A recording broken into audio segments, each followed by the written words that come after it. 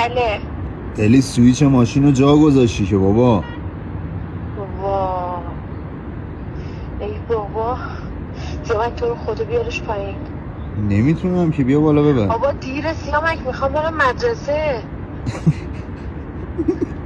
مگه چرا الان میخندی؟ تو رو خدا بیار. الان مگه تو ماشین نیستی؟ مگه در حال حرکت نیستی؟